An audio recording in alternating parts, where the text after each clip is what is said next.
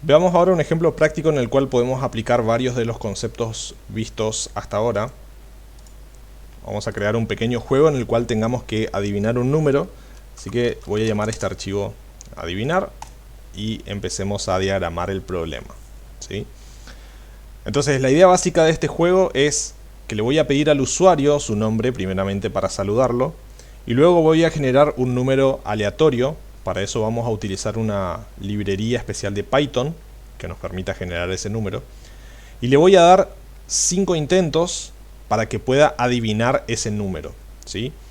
Si el usuario adivina el número, obviamente gana. Si no lo adivina, obviamente pierde, ¿sí? Y en base a esa condición voy a mostrarle un mensaje que puede ser buen trabajo, has adivinado el número, o al final le voy a decir has perdido, el número que estaba pensando que he generado era tal número. Bien, entonces vamos a empezar por las herramientas que vamos a necesitar. Primeramente vamos a definir una variable que se va a llamar cantidad intentos, que va a rastrear justamente cuál es el número de intento actual del usuario, ¿sí? Y luego directamente le voy a dar la bienvenida, le voy a decir hola, ¿cuál es tu nombre? Nombre, bien. Y vamos a necesitar el ingreso del usuario. Entonces la variable nombre va a ser input, ¿sí? Podríamos en realidad ahorrarnos esta línea de código poniendo justamente el mensaje dentro de los paréntesis, pero dejémoslo así. Entonces una vez que tenemos, esto sería nombre singular, una vez que tenemos eso podemos imprimir print, ¿sí? Vamos a usar una cadena F y le vamos a decir buenos días nombre. Estoy pensando en un número entre 1 y 20, ¿sí? Ahora, para esto tendríamos que nosotros haber generado ese número. Así que vamos a definir el número de momento de forma explícita, ¿sí? Luego vamos a indicar nosotros cómo generamos este número de forma aleatoria. Entonces lo siguiente que tengo que agregar es una especie de estructura de control que me permita rastrear o que me permita contar la cantidad de veces que el usuario puede jugar este juego. Habíamos dicho que le vamos a dar 5 intentos.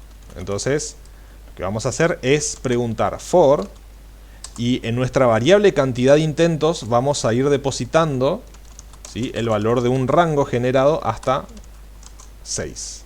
Muy bien. Entonces nuestra variable cantidad de intentos, que empieza en 0, va a ser nuestro contador, que se va a ir cambiando dentro del for a medida que se vaya actualizando el rango. Muy bien.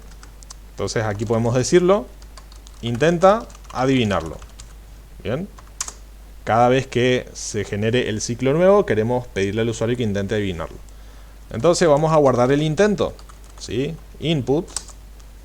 Y vamos a convertir esto mediante la función int. Entonces vamos a pasar int.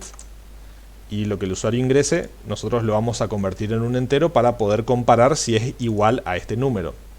Recordemos que si no usamos int, input me va a devolver una cadena por defecto y no puedo comparar la cadena 10 con el número 10. Entonces aquí adentro podemos usar nuestro if, ¿sí? Si el intento es menor que el número, vamos a indicarle el número que ingresaste es muy bajo. Muy bien. Es decir, si mi número es 10 y el usuario ingresó 5, le voy a decir el número que ingresaste es muy bajo, por lo tanto el número a adivinar es más alto. Por otro lado, si el intento es mayor que el número, ¿sí?, vamos a indicarle el número que ingresaste es muy alto. Muy bien. Y si no, significa que tenemos una coincidencia. Entonces vamos a imprimir acertaste. Y fíjense que si nosotros acertamos en cualquiera de los intentos antes de agotar el rango, el for va a seguir continuando su ciclo. Así que podemos utilizar break solamente en este caso para que nosotros podamos romper el ciclo del for. Muy bien. Entonces aquí abajo, una vez que termina nuestro ciclo del for, esto se va a repetir hasta que el usuario acierte el número o hasta que termine justamente el ciclo del for. Entonces al final de nuestro programa vamos a preguntar si el intento de lo que ingresó el usuario es igual al número, ¿sí? Entonces vamos a utilizar la función string para sumarle 1 a la cantidad de intentos. ¿Por qué hacemos esto? Porque fíjense que la cantidad de intentos empieza en 0.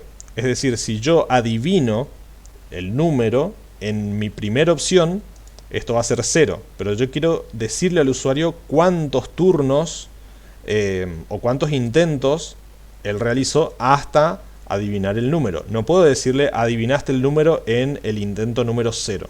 Tengo que sumarle 1. Entonces le sumo 1 y eso lo convierto a una cadena para que sea más fácil interpolarlo en el mensaje final.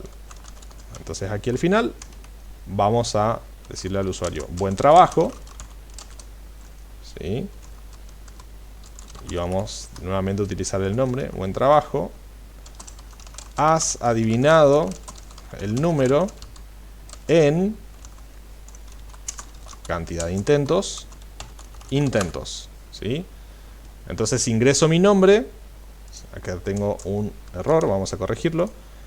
Buen trabajo, Juanito por ejemplo, has adivinado el número en un intento, ¿sí? Que aquí sería, podemos poner una barra, intento o intentos, y así se terminaría el juego. Si no, si al salir del for esto no coincide, significa que nunca hemos llegado al break, significa que nunca he adivinado el número.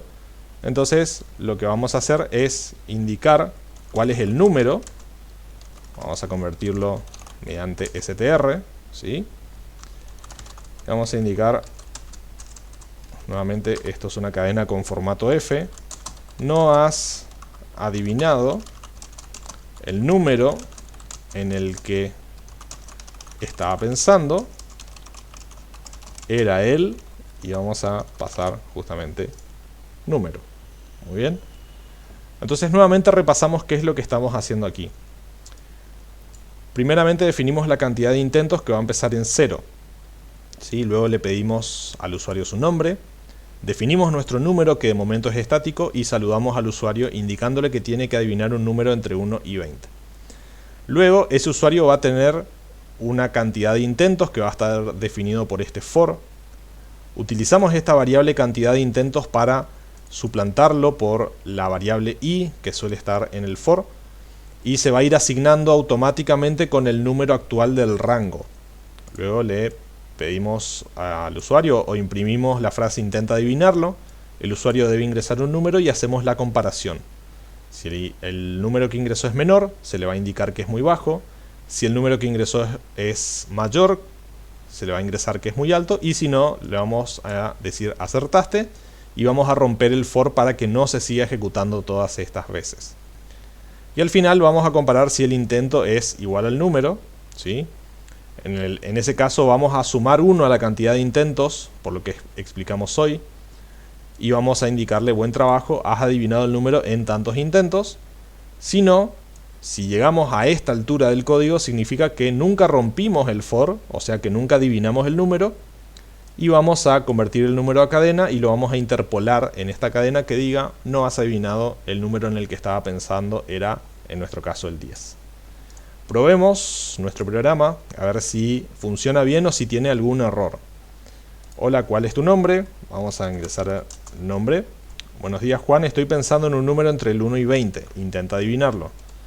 Yo sé que el número es 10, pero vamos a hacer alguna prueba. Por ejemplo, 7, el número que ingresaste es muy bajo, ¿sí? Intento número 1, estoy en el intento número 2. 8, es muy bajo. 15, es muy alto. Si ingreso 10, me va a decir acertaste. Y luego, buen trabajo, Juan, has adivinado el número en 4 intentos. Y veamos si es cierto. Intento número 1, intento número 2, intento número 3 e intento número 4. Bien, por eso nosotros habíamos incrementado en 1 la cantidad de intentos al imprimir en la cadena final, ¿sí? Veamos el ejemplo en el cual fallo, ¿sí? 5, 4, 15, 17, 18. A ver, 1, 2, 3, 4, 5, 19. Bien, en este caso, como cantidad de intentos empieza en 0, nosotros deberíamos bajar este 6 a 5, porque si no me da 6 intentos, que es lo que me dio recién, ¿sí?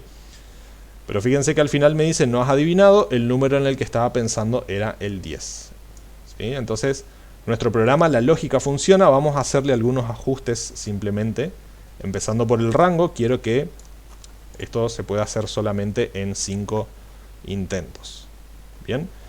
Y el otro ajuste que quiero hacer es este 10. ¿Cómo hacemos que el número se genere de forma aleatoria cada vez que yo inicio mi programa?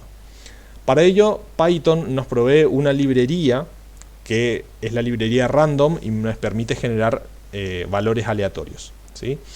Una librería es como, pensémoslos de momento como un proyecto. Si nosotros tenemos acá nuestra estructura, nuestro proyecto estructuras de datos, en el cual tenemos una serie de archivos y dentro de esos archivos tenemos código, ¿sí? Pensemos de momento en una librería como en un proyecto que dentro tiene archivos a los cuales yo puedo acceder desde otro proyecto, ¿sí? Más adelante explicaremos bien a fondo de qué se trata una librería. Lo único que tenemos que saber a esta altura es que queremos usar esa librería random para crear números aleatorios, y para usar una librería externa tenemos que utilizar la sentencia import y el nombre de la librería, que en este caso es random, ¿sí? Y van a ver que el editor lo pone en gris porque no lo estoy usando en ninguna parte de mi código, pero quiero utilizarlo aquí para generar este número.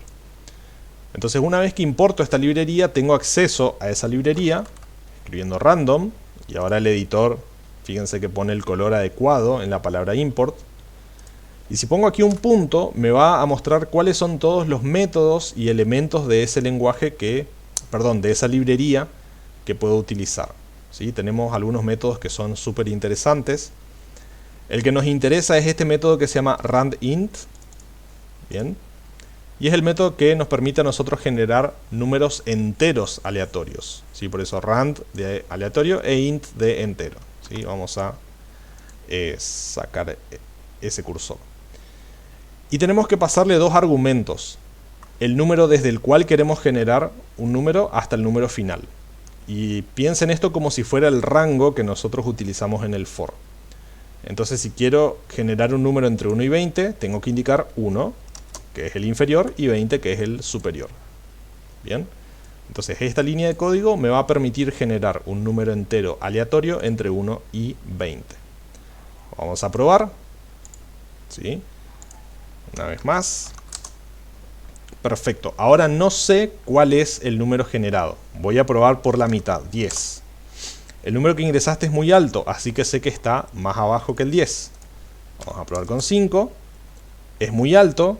Vamos a probar con 2. Bien. En este caso se dio la casualidad de que acerté justamente el número generado. Fíjense que era 2.